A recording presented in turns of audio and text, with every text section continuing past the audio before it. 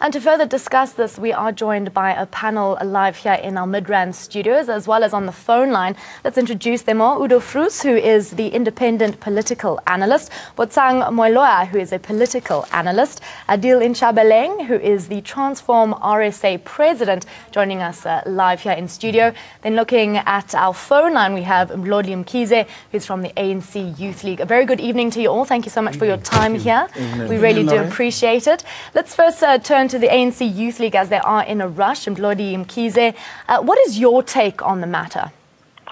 Well, our view is that the deputy president must clarify this matter for simple reason, because it's going to impact on the image of the African National Congress. The second thing is that the content of these emails, which is alleged that they were obtained illegally, we were concerned about actually what you have even reflected on, the asking of certain things and all of that, because that creates a picture that that is a financial relationship that requires money for its sustainability. That is a problem, particularly given the social ills that we are confronted with as a country. Whether you speak about what the president once spoke about in passing, the use of money to pay women, and what became at some point very common, publicly discussed in South Africa, where people were told in clubs where that today it's this marginal. Those things are quite worrying. And when such things similar to those happen to a person who is the deputy president of the republic, it's quite concerning. It requires that it be dealt with. And we hope that the deputy president of the country and that of the ANC is going to clarify the matter, hopefully to get a sense that this information is actually not factual. Now, in a statement that you made, you kind of attributed to the abuse of women. Can you elaborate a little bit more on this? Well, it is abusive if the nature of the relationship is financially dependent on someone. You would know that amongst other things that we need to deal with as part of fighting patriarchy is the over-dependence of women on men because of financial reasons. That is a problem, and that's why we've got to deal with that. And that's why we view this as the most probably the abusive element that is being demonstrated through this kind of action. You've spoken about clarification from the deputy president himself. How should the ANC manage this situation? Well, I think first and foremost that now that it's in public, maybe the ANC might want to have an issue to discuss. But this, from our understanding, is a private matter. That's why we think that the deputy president is better placed to clarify this matter. And then Ramaphosa has stated that he ultimately believes that this is a ploy to ruin his presidential campaign, stating that he has not had these affairs and that these... Unfortunately, we seem to have lost the ANC Youth League there. That was Mlodi Mkhize there. Let's turn live to our in-studio guest to further discuss this. Let's start with Adil Inchabeleng, who's from Transform RSA, in fact, the president there. The email revelations come at a very crucial point for Ramaphosa's presidential aspirations. Do you believe that this will hurt his campaign, or do you believe it's too early to tell and this will ultimately have no effect? I think, Laura, thank you so much for the opportunity, and good evening to the viewers. This is a wonderful time in the politics of South Africa, given the fact that we are seeing now something that is going to build up to be one of the most exciting, competitive, fierce race to really gain the presidency of the ANC. We are not even yet talking about the South African presidency.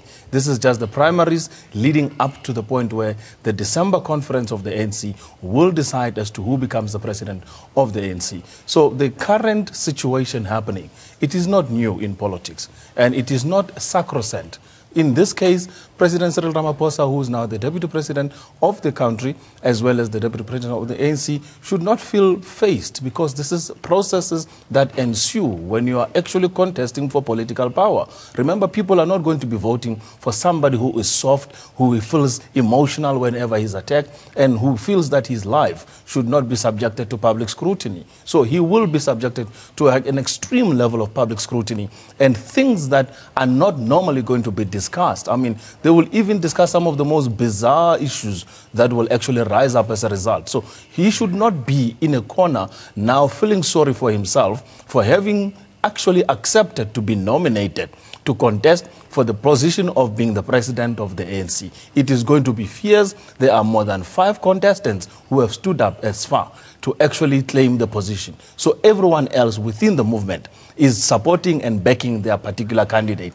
And the battle is going to get fierce, is going to get incredibly worrisome at some point. But it is part of the process.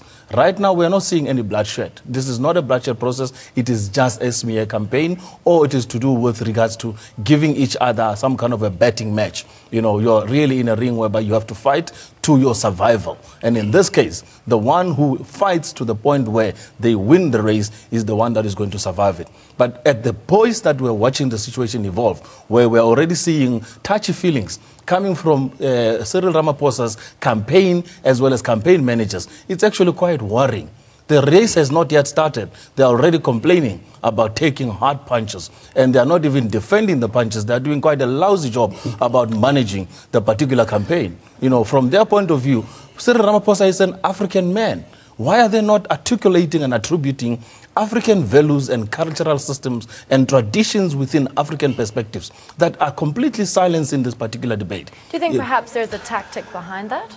There is a tactic behind it, because here we have a candidate whom the entire media has portrayed as a Western, very influenced individual who's a billionaire, which according to them, billionaires are not supposed to be African culture, traditionally and customary based in terms of practices.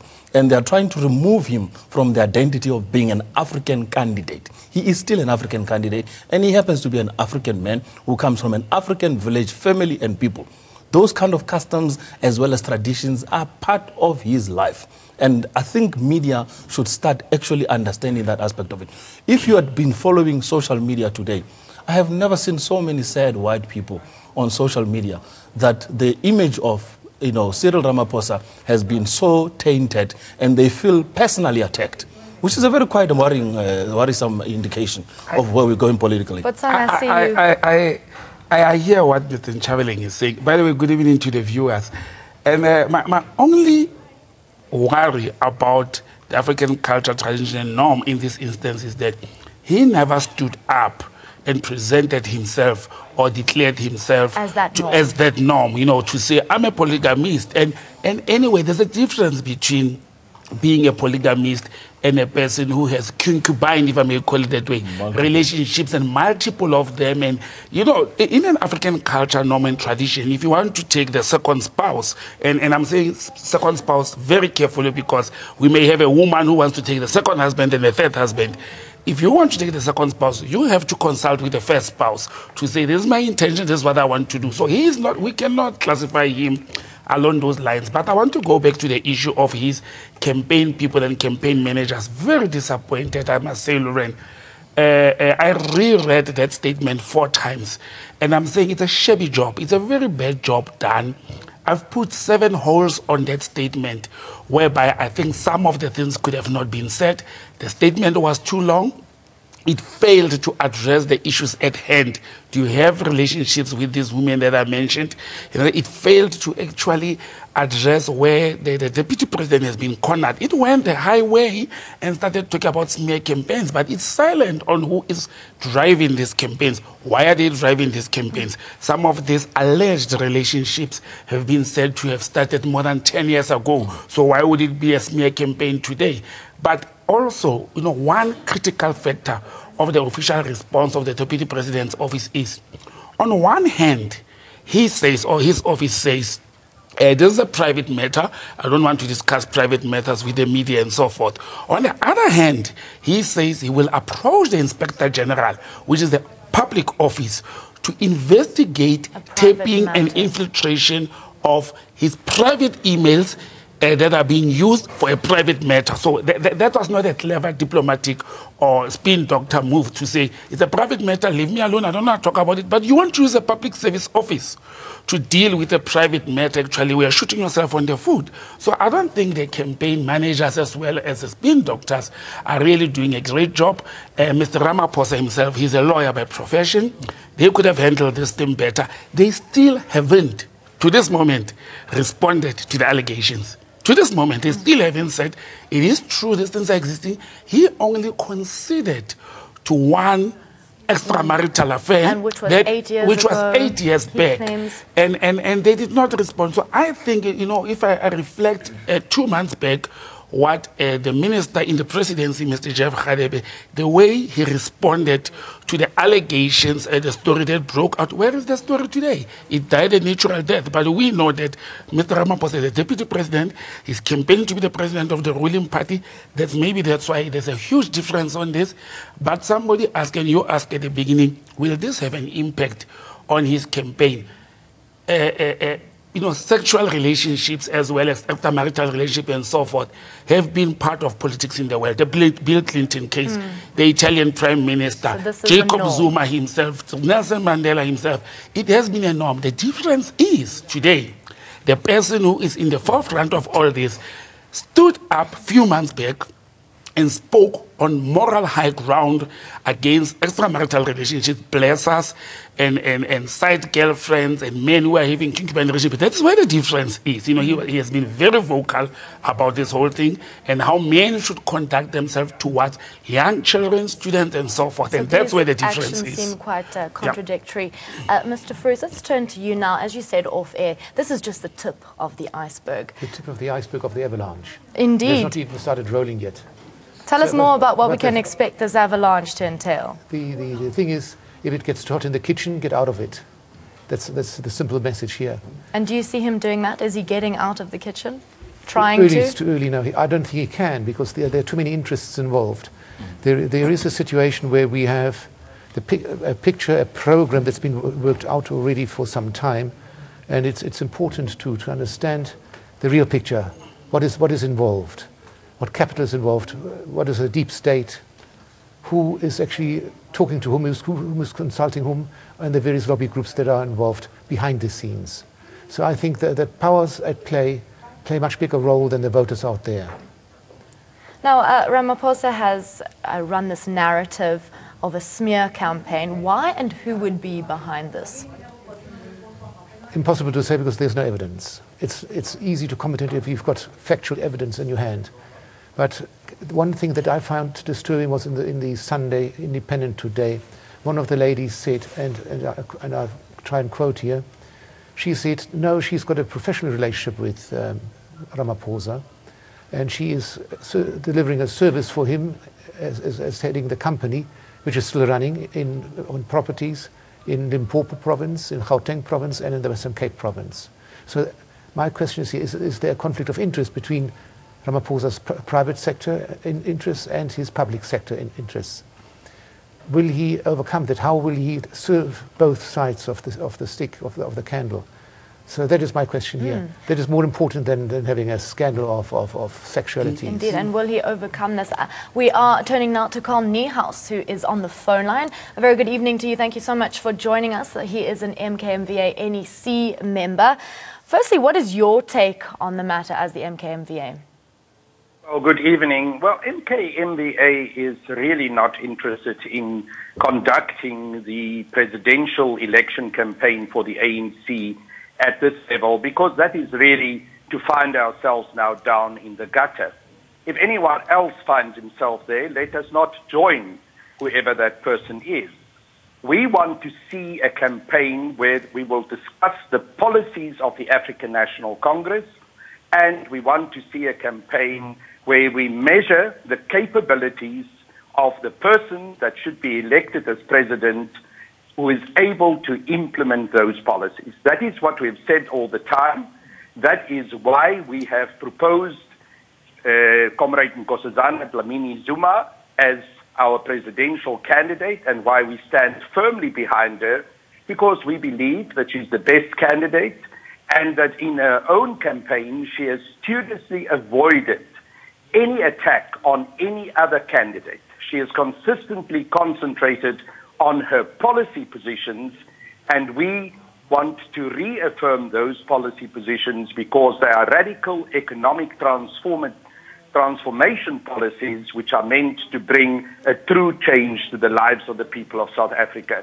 For us to now have a debate and a discussion about these particular issues, rather than discussing the critical matters that concern South Africa, especially radical economic transformation, is a divisionary situation, and we do not believe that this is where the debate should be pitched in our discussions for the presidency. We are, however, concerned that the behavior that seems to be reflected in the emails that are responded to indicates that there's a morality gap between what the deputy president had been saying as the chairperson of the National AIDS Council and what he is now alleged to have done. That gap will make it very difficult for the deputy president to carry out his duties effectively as chairperson of the National AIDS Council.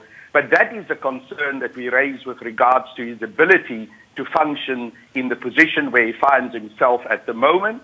And it is for the voters of South Africa and for the branches of the ANC to decide how that also impacts on his ability to, in future, function as a candidate for the ANC's top position as president. Mr. Niels, thank you so much for your commentary. That was the MKMVA NEC member, Carl Niehaus. Unfortunately, we have run out of time for this discussion, as it could go on and on regarding this. And I know I'm terribly sorry, but thank you so much for coming through to our Midrand studios here. We're joined by Udo Vroes, who is an independent political analyst, Botsang Moiloya, who is a political analyst, Adil Nchabeleng, who is the Transform RSA president. Thank you so much for your time here. We really do appreciate it.